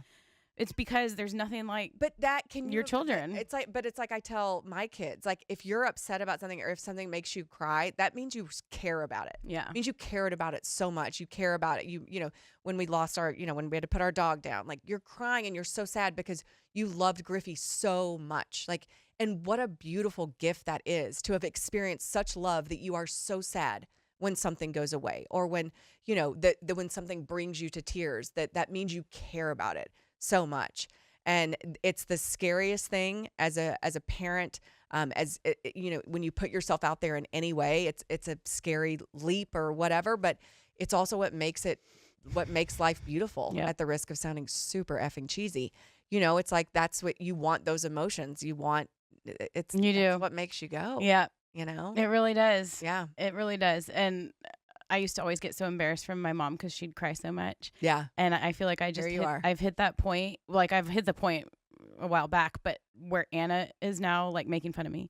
Like, even in the hospital, she just kept, because I just start getting teary sometimes, you know, and you're trying not to, but she'd just look at me and be like, are your eyes watering again, Mom? Like, she's 6. Like, just did somebody bring an onion in my hospital room? Just making it up, fun of Mom. me. Get it She's together. like, are your eyes watering again? Can you stop? I'm fine. I was just like, okay, I know. But it is. We just turn into these weepy. But I feel like but I love our space. So for those of you who don't know or aren't aware or missed the announcement, we're now in a part of the No Puppet family, which includes the Dumb Zone, with our friends Dan and Jake, who used to be at the Ticket, blah, blah, blah. That they have gone out on their own and started their own kind of network. So they have No Puppet Productions, and the Dumb Zone is one of the shows on there, and the Mom Game is another show on there. And I think the network is continuing to grow. Yep. Part of this is we moved into the Fox 4 studios. So there's probably a newscast, like a real life newscast taking place. And so this is within the Fox 4 building, and it's our little space, and we love it. We've got our... It's nuts at these ages. And like, I can't tell you how many times you hear people, my son or daughter's 9, you know, what do you think they need to do? And I'm like, they're 9, let them play. Like, God bless America. And like, I'm lucky. Like, my dad, look, he pushed me in a good way. But when I was 13, 14, I played on a travel baseball team with all my buddies around the area. Like, I could have gone and played in all these tournaments over. My dad's like, play with your buddies, play with the guys that you love playing with. And I always say it, right? Then when you're 16, 17, 18, if you have a chance to play at the next level, then now you sit down as a family, and I think you weigh your options. What's best for my daughter, or what's best for my son to realize their dream?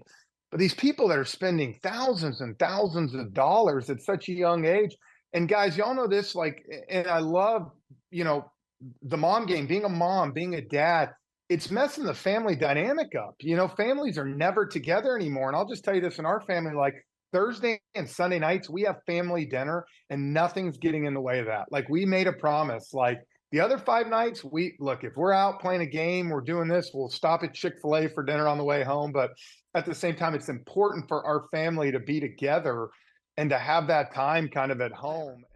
So the other day I was like, hey, are you dressing up for Halloween? Like, you're 13. Like, I didn't know. He is now using this as an excuse to get a different baseball player's jersey every year. Smart. Last year it was Ken Griffey Jr. Now he's obsessed with Lawrence Butler, who is an outfielder for the Oakland A's and is super sweet. And so he was like, I mean, I kind of thought I would dress up as Lawrence Butler. I'm like, oh, okay, sure you will, because you want me to buy you a jersey. So he's dressing up as Lawrence Butler. And I was like, oh, you're buying him a jersey. Yes. And so I said, I think I'm going to dress up. And he's like, oh, what are you going to be? And I was like, I'm going to be a sexy nurse. And he said, right after, like, no beats missed, Mom, I don't think you can pull that off. And I was like, okay, well, challenge accepted. You want to fucking watch me? Because I'm about to order a sexy nurse costume. You did not say the F word, I hope. No. I think I'm gonna go trick or treating in the Jones neighborhood this year. And I was like, I'm offended. I could absolutely pull off a sexy nurse. And I'm like, what am I doing? Yeah. I'm arguing with my 13-year-old if I could be a sexy nurse for Halloween. Like, what am I doing? The whole thing's weird. But it's very weird. But this is the kind of relationship we have. This is the kind of mother I am. And so sorry. Sorry to everyone, including my children. Anyway, so she's like, working. I was working. She's like, what are you doing? Like, why do you do all this stuff or something? And I said, I don't know. I love that. Good question. And I think it's because my dad always told me, like, make hay while the sun shines. Make hay. And I've told you this before. Yeah. Make hay while the sun shines. Make hay while the sun shines. And it's like, I don't know when the sun is setting. And so I'm just trying to make as much hay as I can. Mm-hmm. And I'm not even talking about money or whatever. Obviously, that's all part of it. But I just want to I'm trying to do as much as I can while the sun is shining. Well, and maybe you know? sun shining means not only like you're on TV and people know you, but also like this, not to be like cheesy, but it's shining inside of you. Like you have the drive. Like that's going to go away. 100%. Like when you're feeling the drive. Right. And like the burn and the passion to do it, then just go all in and do it. Right. And then I don't know when that's going to go away. Yeah. I don't know when that's going to, I don't know. So I don't know. So I honestly have not thought about what my life will look like beyond my kids being in my home. Mm-hmm. And to me, I think part of it too is because I'm scared shitless of that. Yeah. I am scared shitless of my kids leaving my house. Yeah. I don't know if I've ever even said that out loud. Like, I feel like they'll be prepared. I feel like I hope that they'll flourish.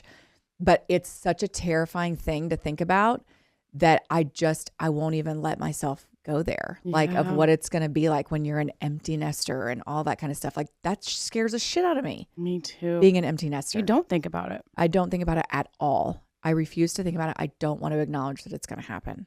Yeah. Yeah. Maybe my kids will start making really bad grades and they won't ever graduate from high school. There you go. Another time. I still have anxiety in sitting in first class. It's just, I feel like I have more room to let my that makes sense. out, and I have more control over the necessary window/bathroom. You know, there's more room to get out to go to the bathroom. Like, there's all these things. It's a whole fucking thing with me. But yeah, it's a thing. It's a lot. Do you get like special food or drink, like treats? Or... You do. You select your food. You do like a whole meal? Well, yeah, it gives you options leading up to it. So it'll say like it's time to pick out your whatever they're starting, like time to pick out your breakfast or your lunch. There's a whole meal up there? There's a whole meal. That's some bullshit, man. So it's on the plane and they just keep it a secret from the rest of us? Well, I mean, can you not smell it back there? No, I don't know what the planes just smell bad. True, that's true. I don't know what I'm smelling ever. Yeah. I just thought it was like gas. It's like Let me tell you something. It's not like it's great food, but like usually they'll have like a cheese tray and then you get a charcuterie board. Yes, and you get a pre-flight drink before you take off. You get This is awesome. Before you take off? Yeah, they'll like offer first you a thing. beverage. Do you have the same stewardesses as us, or do you have like a whole nother staff? I don't know. I think Do you get the best ones? I get only the very You get the best. prettiest The very- ladies? They're so hot. Yeah. Hot dudes and hot chicks. Wow. Yeah. You get a massage? It's yes, they roll warm out a blankets. massage You get a table. fucking blanket, don't you? I think you have to ask for it. Yeah. I should have never told you this. Should have never. I'm fucking so told glad you did. this. I'm so glad you did. Slurpees, amazing. Mm-hmm. Is that what they're called? Oh, the Slurpees are. Oh yeah, the Slurpees are Okay. killer. Because there was an icy Slurpee. small town icy. Yeah. Icy was Allsup's. Also, Allsup's was stop and go Icy's. burrito. Dude, have you ever had Allsup's burritos? No, but Pat Green sings about it. my God, they're so good. They're deep. You okay? Fried. They're deep fried. From the gas station? Yes. Oh my God, college. It was on like neck bone.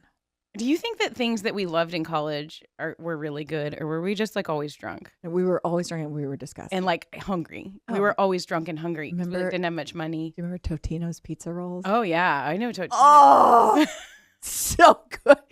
And like you would know they were cooked just perfectly when like just a little. Are you okay? Just a little bit would ooze out. Are you passing a kidney stone? Oh my God. Totino's pizza rolls, also Yeah. Doritos. Yeah. Dude, it's That's a some good. wonder Mine I'm was a still little different in alive. Missouri because I had all the Missouri brands that nobody will really know. White Castle. Yeah, well, yeah, there was White Castle. There was a place called Gumby's that had pizza and like pokey sticks. The pokey sticks. Oh, what are pokey sticks? They were like cheesy bread, but they called them pokey sticks because it was Gumby, like Gumby. Oh. That Gumby. Oh, glad you clarified. I was unsure. Gumby. What's wrong with you? I'm sad our kids don't have Gumby as a. Are you? How fucking creepy that thing was. He was so cute. Gumby. He had And like would that just, horse friend. Hold over. And then pop back up. He was so cute though. His What little, was his the little, like, horsey's mouth. name? I forget. Was it Pokey? Was it? It might have been Pokey, and that maybe was where the Pokey sticks came from. Oh, was it? I think it was Gumby and Pokey. Genius marketing. Right? And then my drunk ass was in there eating Pokey sticks like every single night. No wonder you've got celiac disease now. You're just crushing pokey sticks. Eating too many breadsticks doesn't cause celiac. Okay. The more you know. Okay. There's the snort. Okay. Gumby. It was great. He had like just that mouth that was just like an outline. Yeah, it was like claymation, wasn't it? Yes, it was, claymation. God, we were so budget. Like just as kids. Like the shit that entertained us. We should have another mom game experiment. No. We should play like a Gumby show for our kids now and see what, what their reaction is. Yes, like plays. Because now it's like, you know, before it was like, hi, I'm Gumby, and this is my friend Pokey. And then he would go down, hold himself back up. So spare. So spare. He was spare. So But spare. He was greatness. At the time it was. Oh, it's funny. I'm gonna love. Okay. I love it. Gumby impression. Okay. Okay. 2 snorts. 2 snorts, 1 show. I've never heard you snort. And usually me. Okay. All right. It's hot in here now. It is hot. Okay. I actually, those pieces sometimes are cheesy because it's always the same and they play the same music and it's always, but I really love that. And they are really well done on Monday Night Football. And it was so good. It was such a good story. I found myself crying like pretty hard. I cried all those. Like College Game Day, there's not a week I go by that I don't cry. It's always like a kid. Like it used to be it used to be Tom Rinaldi, like whoever they've got. Yes. I mean, it's just like, oh my God, is that your goal to make me cry? Congratulations, you achieved it. I guess that's like their draw for the But you females. know what? And it I don't worked. know, but I don't but- think there's anything wrong with it. No, there's not. There's enough bad shit going on in the world. If you've got time to tell me about some good stuff, please, by all means. Well, and I liked it was Michelle Beisner who's married to Joe Buck, that did the story. Oh, yeah. And so like her thing was, which is what we talk about all the time in our jobs or past jobs, whatever it is, how sports just brings people together. And it's bigger than the game. It's bigger than what happens on the field and it's like if it weren't for him, if it weren't for this game, then that child wouldn't have had that experience. They think that child meeting him, like it inspired him to feel better, positive outlook, all that. Like, and he's doing okay now. It was just really sweet. And I loved that my son could watch that. Yeah. And like see and realize how lucky he actually is right now that he's healthy, and that you just never know what can happen. So maybe you can be grateful for the little things in your day that you think are perspective is so hard for kids. And then it was his like guy that he loves, Jamar Chase. It was so funny. Listen, let's be real. Perspective is hard for adults. Oh yeah. Oh yeah. Guilty. Like it's hard. Like you need those like Yeah. Kicks in the ass sometimes. You do. But then when it came into like my world as a mom, the last line is, the story isn't mine anymore. And I'm going to cry because I don't know why. So when I was doing the like Instagrams about the tour, I had a picture of me and Anna, and I was playing that song, and it's like, the story isn't mine anymore. And I wrote, and I was like, I don't know. You know how you get in a weird state of mind at like 1 a.m.? So I was like alone, just like whatever. And I wrote, it's not mine anymore. It's hers, with like a picture of me and Anna. And I deleted it because I was like, that's stupid to put on Instagram, but it was like very true. And you hear that about parenting and about moms and daughters and about giving up your time and like your desires as a mom. Oh, yeah. For your kids. It's not your story anymore. Like we've had our time. Like we've gone to parties. We've gone shopping with our friends all the time. Like we've gone, all the things that they're going to want to do, we've done. And I think sometimes that line gets blurred with, not that you can't have a social life as a mom and do things that you want to do, but I think it's really easy to like fall into this like this world of like all these social things and Christmas parties and big groups of girls and all this and all that, and get babysitters all the time. And that's, it's like zero judgment, but I'm trying to, it was like an eye-opening, I guess, thought that I had. It was just like, none of that, this is her time or his time, you know, for your kids. It's not our time anymore. And I think once you can like throw your hands up and be like, why do I care about if I'm getting invited to a freaking Christmas party? It's about them. Like that's what this era of our life is about. And I, for some reason, like it just, that made me kind of think about it when I was thinking about that song with Taylor in the manuscript. And it's not our story anymore. It's our kids' story. Yeah, no, I think. Oh gosh, I don't know. That's hard. Okay, I was thinking like make it Carrie Underwood style and like, I don't know, like mom game out or something. I don't know. Hey, no, you do that, and we'll. And then y'all try your best, and we'll lip sync. Okay, do it one more time. Okay, ready? Okay.